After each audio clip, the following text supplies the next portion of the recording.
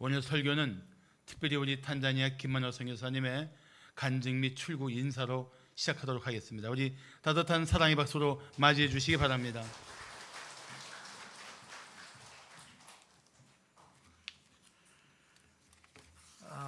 저희를 파송시켜 주시고 또 후원해 주시고 동역하시고 기도해 주신 우리 기영지구 전교회 성도님들 감사를 드립니다. 저는 1944년에 태어나서 1980년, 그러니까 제 나이가 36살 되던 해에 아내의 전도로 교회에 출석을 했던 사람입니다. 그 이후에 교회 나와서 예배를 드리고 성경 공부도 하고 봉사하는 것이 감사합니다.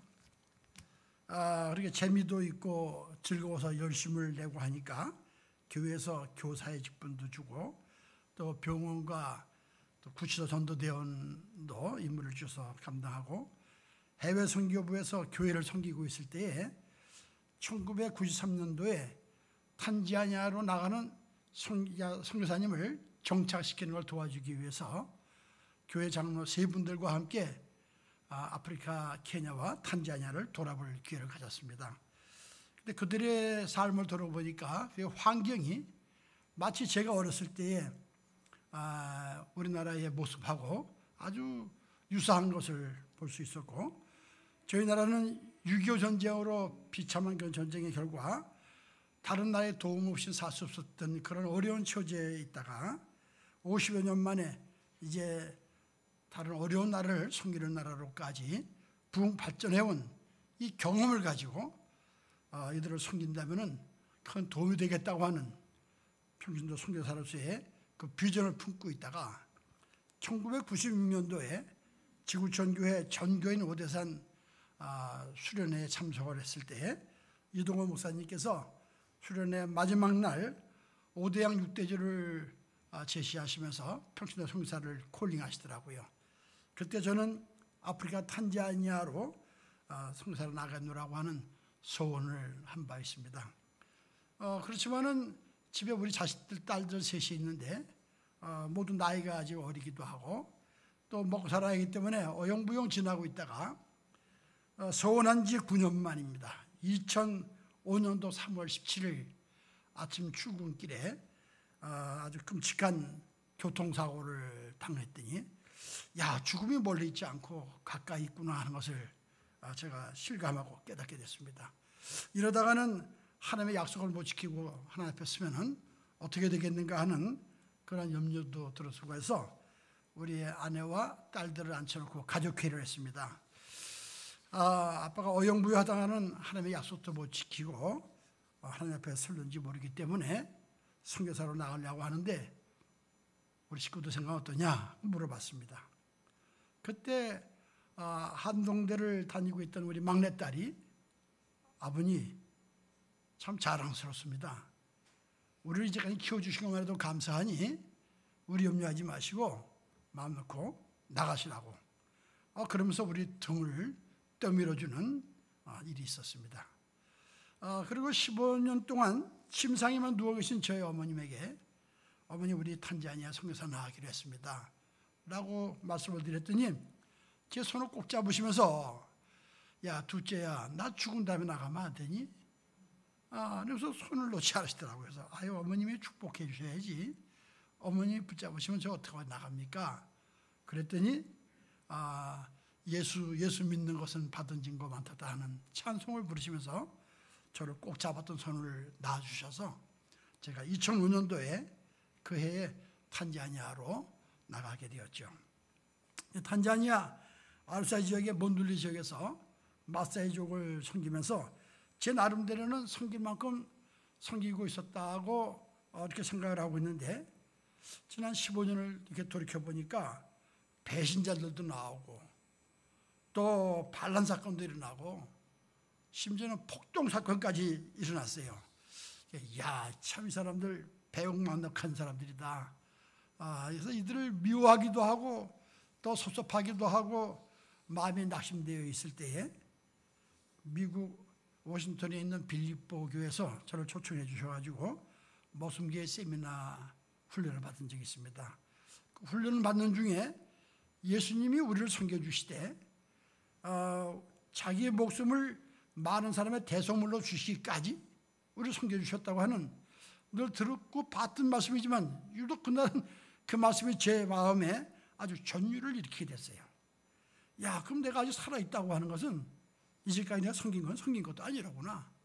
이래서 깨닫고 야, 이번에 들어가면 정말 죽기까지 이들을 섬겨야겠다고 하는 결단을 하고 먼저 과거에 배신하고 우리를 반란 사건을 일으키고 폭동을 일으켰던 사람들을 다 용서한다고 선포를 했습니다. 그리고 새 출발을 시작을 했죠.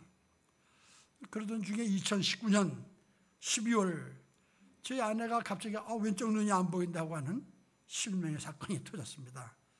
서둘러서 교회에다가 안신년 신청을 하고 허락을 받아서 2020년도에 안신년으로 들어와서 저희 아내가 이 당뇨로 인해서 왼쪽 눈 뒤에 그 실핏줄이 터져가지고 시력을 잃었었던 건데 그 수술을 통해서 그 피를 제거하고 난 다음에 시력을 찾았습니다.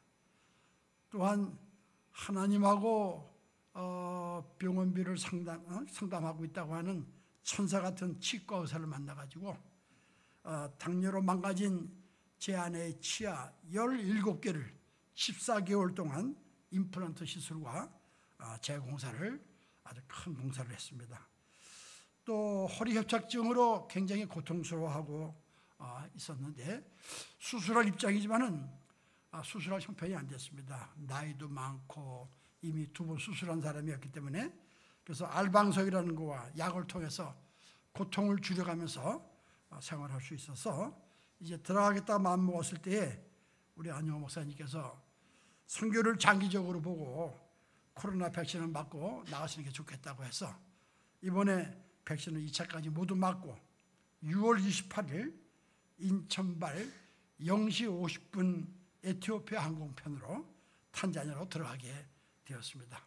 그래서 오늘 여러분들에게 출국 인사를 이렇게 드립니다. 저희가 사역지에 들어가면은 14개월간 사역지를 떠나 있는 동안에 저희 믿음의 아들 다니엘하고 동역자들이 아주 수고를 많이 했지만은 이제 이거 교회가 자립이 가능할 수 있을까 하는 것을 좀 지켜본 다음에 가능성이 보이면 셀레라라고 하는 지역에 에네타 교회의 경험을 활용해서 유치원도 짓고 제2체 사역을 시작하면서 교회 사역과 교육 지원 사역, 또 사회치 사역, 또 이 마을에 필요한 것이 뭐가 있는 것을 도와주는 그런 사역을 전개해 나가면서 셀레라 사역이 정착이 되면은 LY라고 하는 지역에 제3차 사역을 전개해 나가려고 합니다. 그래서 이렇게 에네타 교회와 셀레라 교회 또 LY 지역까지 모든 것이 정착이 되면은 이제 하나님 앞에 간절히 기도를 하고자 합니다. 주님, 이제 저희를 불러주십시오. 아마 그때는 제 나이가 한 85세가 되지 않겠는가 저는 그렇게 예상을 합니다. 우리 기흥지구 전교회 우리 가정 여러분, 이번 14개월 동안 사역지를 떠났다가 다시 들어가니까 마치 재파송받아서 들어가는 그런 기분입니다. 여러분들 그동안 기도해 주시냐고 많이 수고를 하셨는데 계속 기도해 주시기 부탁드리며 여러분들 모두를 사랑하며 또 여러분들께 감사를 드립니다. 감사합니다.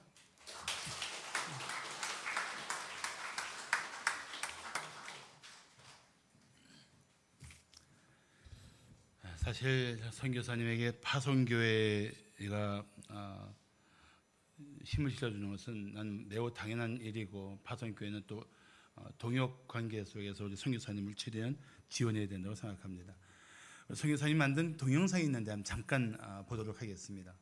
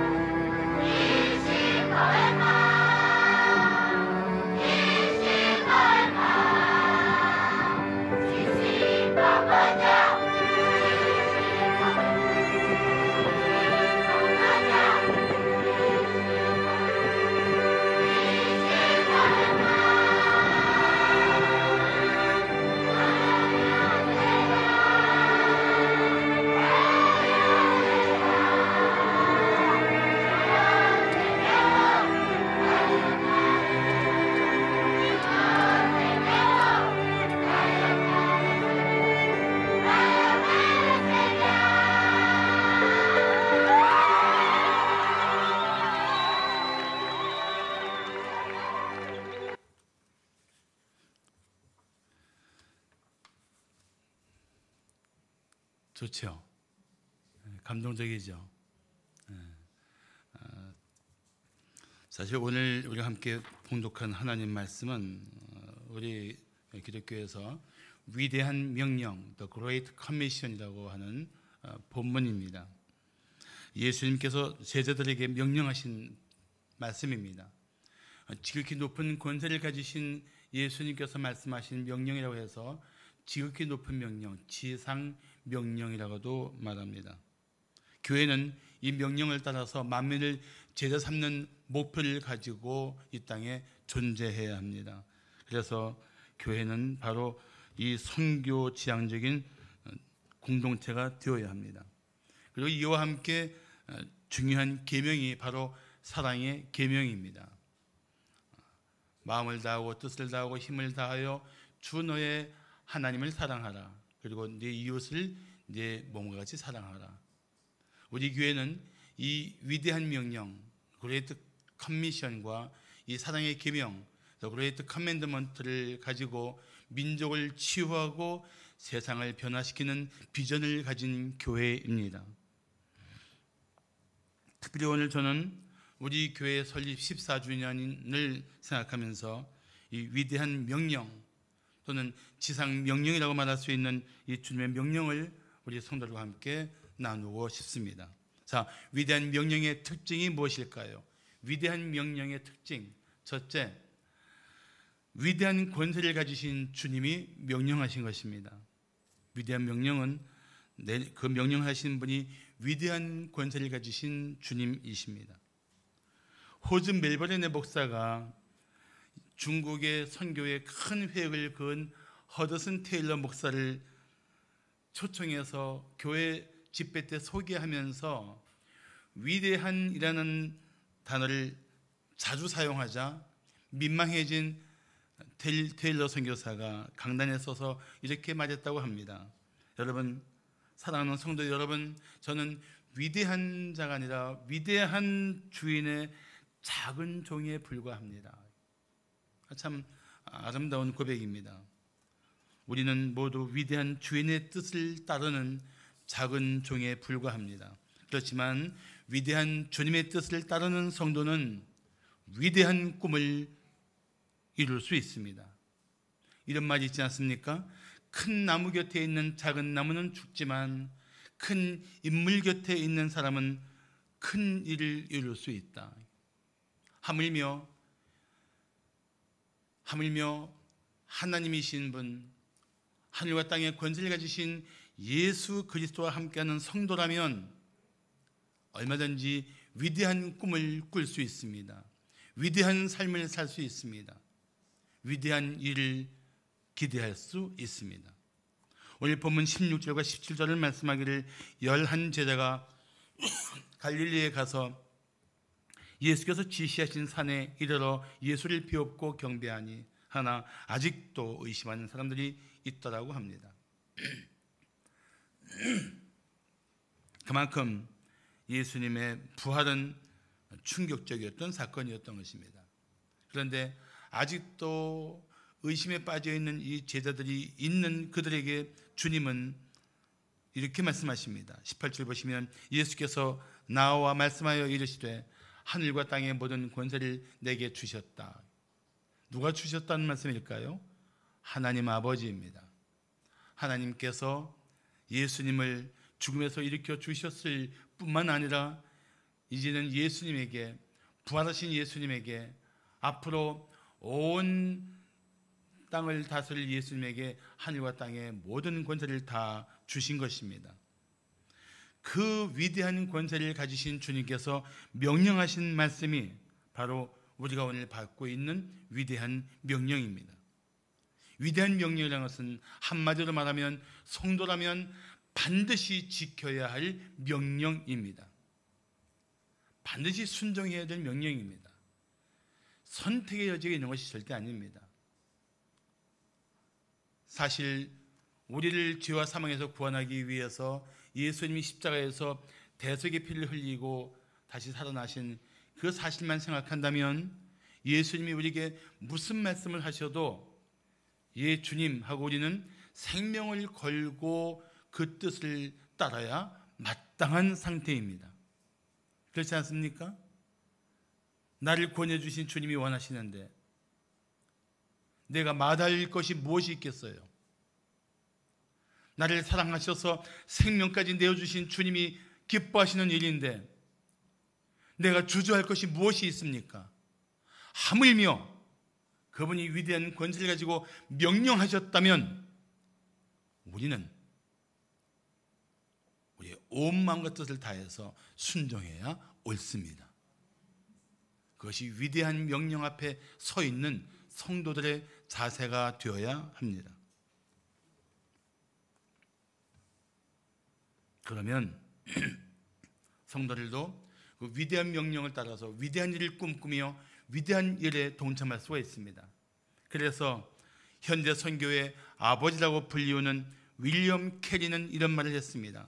하나님께 위대한 일을 기대하고 하나님을 위해 위대한 일을 시도하라. 이 영어가 너무 마음에 들어요. 이 영어 문장이 expect, 기대하라는 거예요. 뭐를? great things from God, 하나님으로부터 위대한 일을 기대하라. attempt, 시도하라. 뭐를요? great things for God, 하나님을 향해서 위대한 일을 시도하라. 위대한 명령을 따르기로 결단한 사람들에게는 하나님의 위대한 일들을 기대하면서 그 위대한 일을 위해 살아갈 수 있는 새로운 삶이 가능하다는 것입니다. 사실 한 생명을 구원하는 일이 얼마나 위대한 사역입니까? 물에 빠져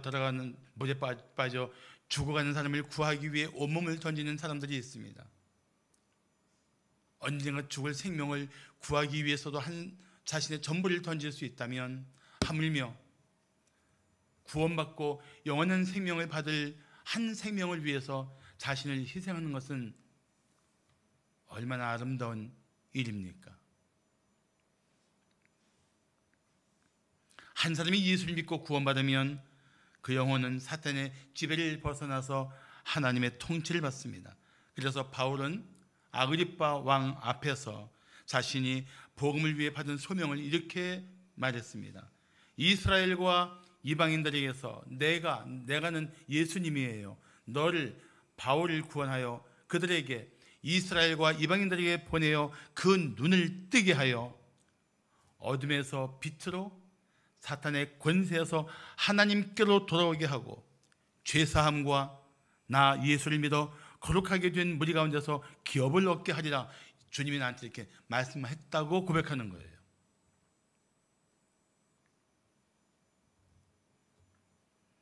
우리가 전한 복음으로 한 생명이 구원을 받으면 영원한 생명을 얻습니다. 얼마나 놀라운 일입니까?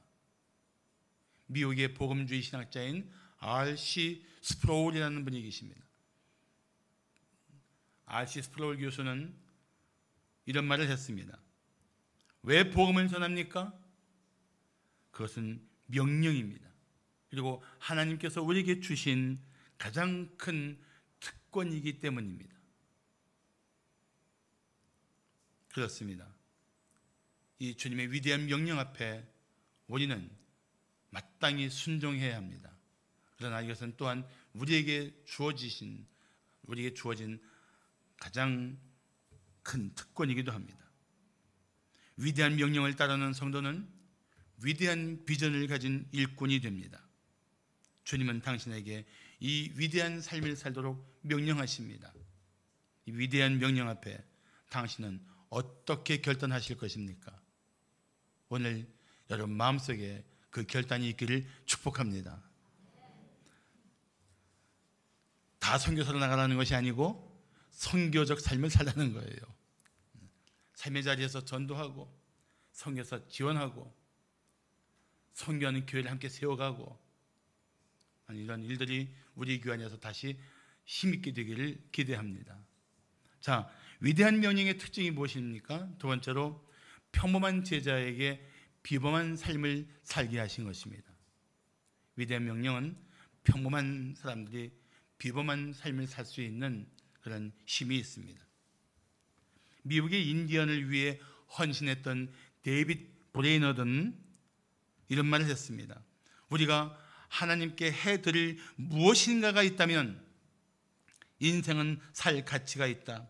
그러나 무엇이든 이보다 낮은 목적을 위해 사는 것은 얼마나 보잘것없고 무가치한 것인가.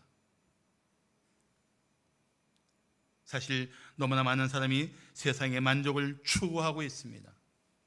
영원하지 못한 것, 생명을 걸 만한 가치도 없는 것들을 붙든 채 아둥바둥 살고 있습니다.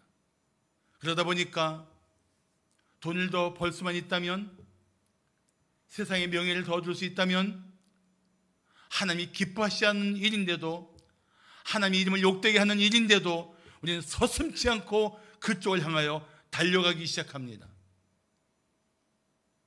멈추세요. 아무리 보장된 삶이 있다 할지라도 하나님이 기뻐하시지 않는 삶의 자리를 향해 가던 발걸음을 멈추세요. 돌이키세요.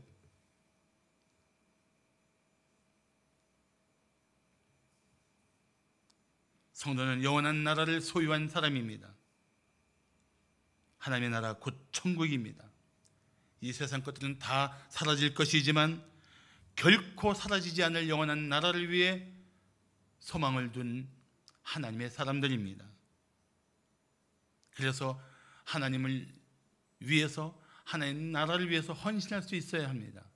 그것이 진실로 하나님을 사랑하고 하나님의 나라를 소망하는 성도다운 자세인 것입니다.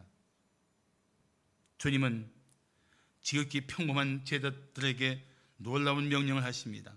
자, 보십시오. 그러므로 너희는 가서 모든 민족을 제자로 삼아 아버지와 아들과 성령의 이름으로 침례를 베풀고 내가 너희에게 분부한 모든 것을 가르쳐 지키게 하라고 말씀하십니다. 이 말씀을 들을 때 이 제자들은 그 당시에 팔레스타인 지방을 한 번도 떠나본 적이 없는 사람들이었습니다. 해외여행 경험이 전혀 없는 사람들이었습니다. 그들이 직업을 보아도 세계를 향해서 꿈을 가질 수 있는 직업들이 아니었습니다. 그런 지극히 평범한 인생들에게 예수님은 세계 복음화의 비전을 말씀하신 것입니다.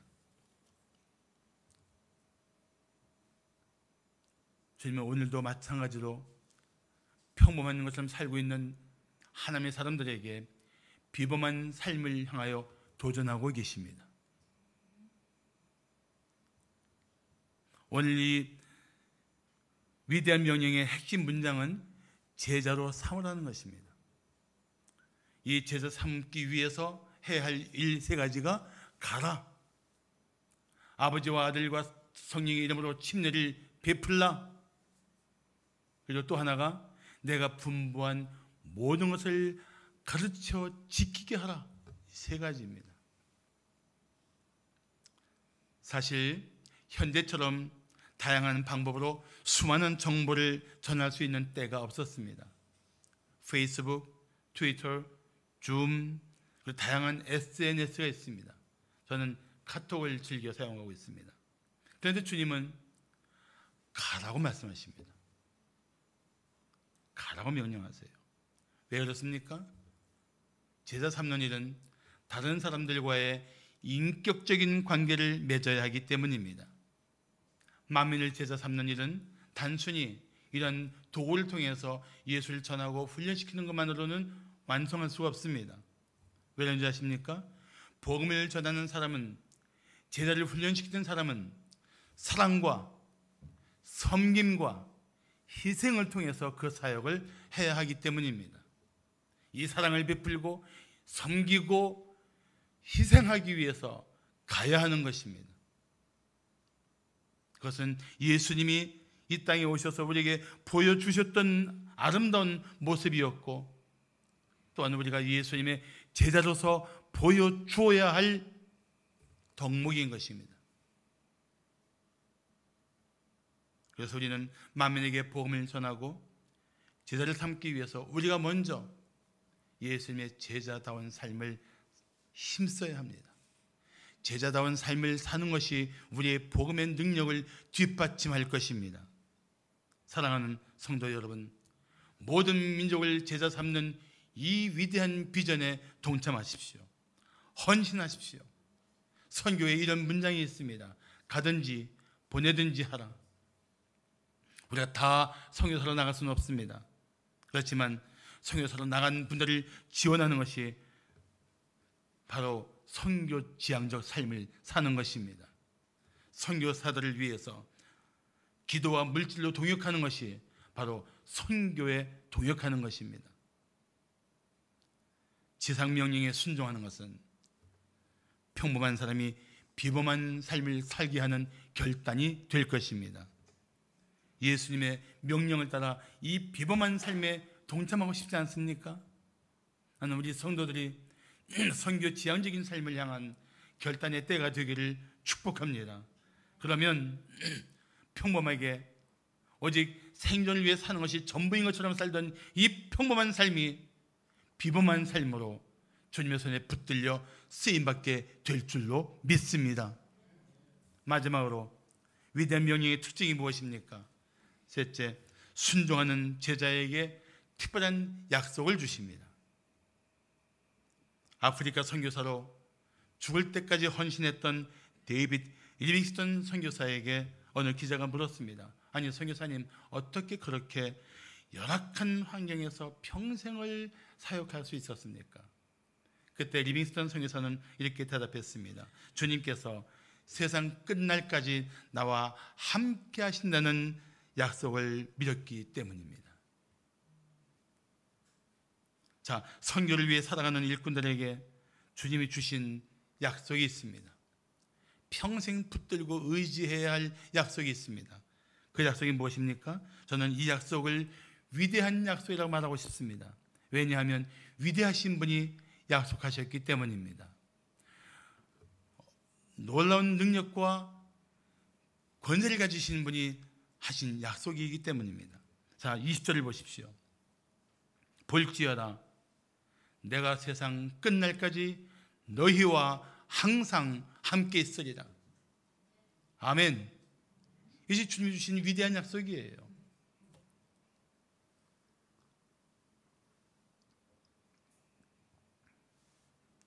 주님은 약속하신 대로 주님의 명령을 따르는 사람들에게 항상 함께 하십니다.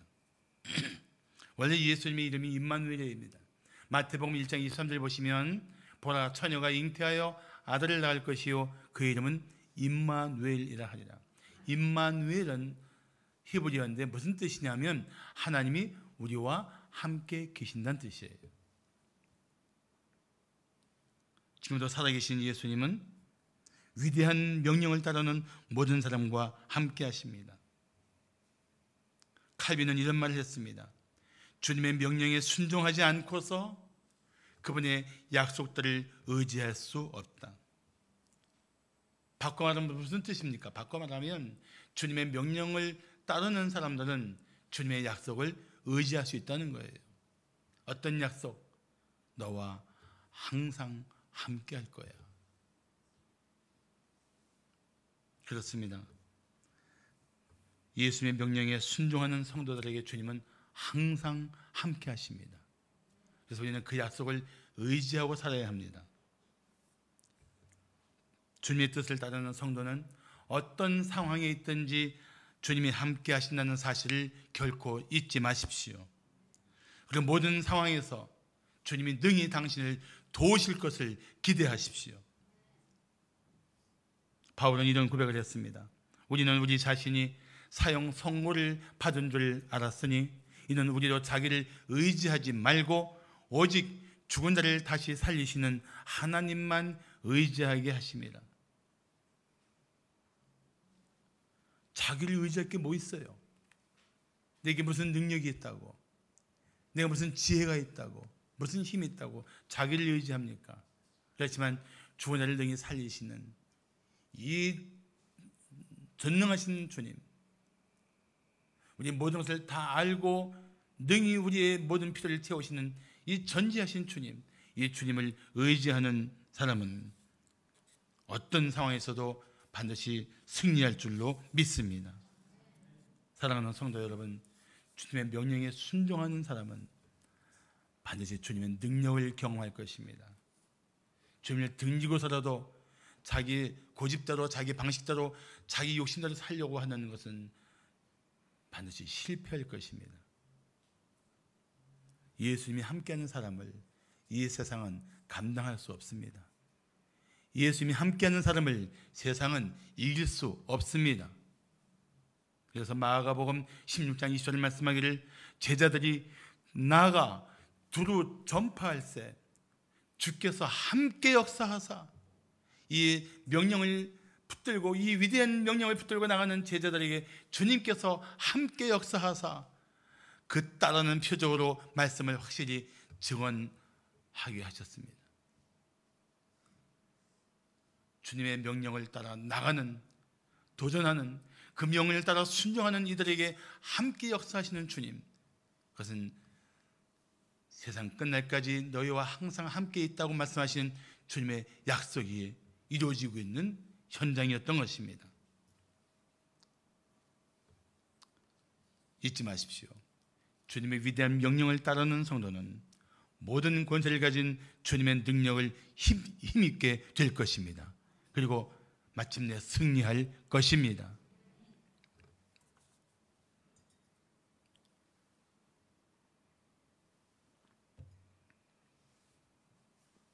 서울 양화진에 있는 외국인 선교사 묘원에 가면 루비 캔드릭 선교사의 묘가 있습니다. 1907년 급성 맹장염으로 겨우 25살 나이에 삶을 마치고 우리나라에 묻힌 여 선교사입니다. 캔드릭 선교사는 죽음을 앞두고 자기를 파송한 미국 텍사스 기독 청년 단체에 편지를 보냈습니다. 그 편지의 일부를 읽어드리겠습니다. 만일 내가 죽으면 텍사스 청년 회원들에게 10명, 20명, 50명 조선에 나오라고 전해주세요. 만약 내게 줄 수 있는 1000개의 생명이 있다면 나는 이 1000개의 생명을 모두 조선을 위해 바치겠습니다. 그리고 캔드릭 선교사는 부모에게도 마지막 편지를 보냈습니다. 그 일부를 읽어드리겠습니다. 이것은 참 아름다운 것입니다. 모두 하나님을 닮은 사람들 같아요. 선한 마음과 복음에 대한 열정으로 보아 아마 몇십 년이 지나면 조선은 주님의 사랑이 넘치는 곳이 될 것 같습니다. 그러나 한편 일본의 탄압이 점점 심해지고 있습니다. 선교 본부에서는 다들 철수하라고 했지만 많은 선교사들은 자기들이 전도한 조선인들과 아직도 숨어서 예배하고 있습니다. 오늘은 유난히 집에 가고 싶어요. 그러나 저는 이 땅에 저의 심장을 묻겠습니다. 바로 이것은 조선에 대한 제 열정이 아니라 조선을 향한 하나님의 열정이라는 것을 알게 되었습니다. 아빠, 엄마 사랑합니다. 마지막 편지였어요. 자신의 심령을 우리나라에 묻겠다는 거예요. 그게 자기 열정인 줄 알았더니 조선을 향한 하나님의 열정이었다고 고백하고 있는 거예요. 저는 이 대목을 읽으면서 얼마나 감동을 받았는지 몰라요. 이들이 희생이 있었고 이들이 전한 복음이 있었기 때문에 오늘날 우리나라가 이렇게까지 놀라운 은혜 가운데 살고 있구나. 우리는 이 사랑의 빚진 자들입니다. 이제는 이 사랑의 빚을 갚기 위해서 다시 분연히 일어서야 할 때입니다.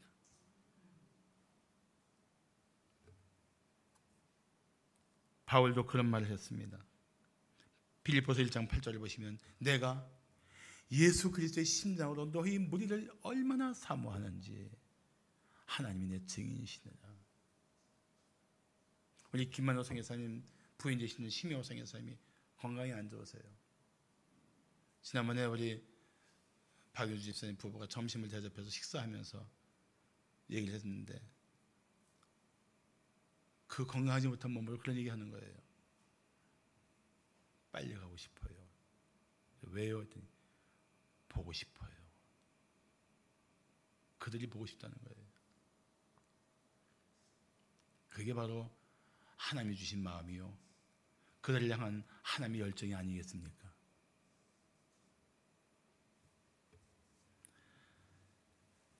주님이 당신의 생명을 십자가에 내어주실 만큼 사랑하는 영혼들을 구원하기 위해서 우리는 더 이상 잠잠할 수 없습니다. 우리는 14년 전에 우리 교회를 이곳에 허락하신 하나님의 뜻이 무엇인지를 다시 새겨야 할 것입니다. 영혼 구원을 위해서 다시 힘쓰는 교회가 되어야 할 것입니다. 해외 선교를 위해서 이웃들에게 전도하기 위해서 우리는 열정을 회복해야 합니다. 저는 금년 말까지 우리 성도 한 사람이 한 사람에게 복음을 전하고 교회로 인도하기를 간절히 바랍니다. 그리고 선교사들을 위해서 더 헌신하기를 축복합니다. 저는 이 위대한 명령을 따르는 성도들의 순종을 위대한 순종이라고 말하고 싶습니다. 주님의 명령을 따를 때 당신의 삶에도 특별한 주님의 은총이 나타날 것입니다. 사랑하는 성도 여러분, 다시 힘을 내어 복음의 능력을 드러냅시다. 복음의 영광을 위해 삽시다. 우리 모두가 하나님이 기뻐하시는 영혼 구원을 위한 이 일에 온전히 마음을 새롭게 하고 헌신합시다. 할렐루야. 기도하겠습니다.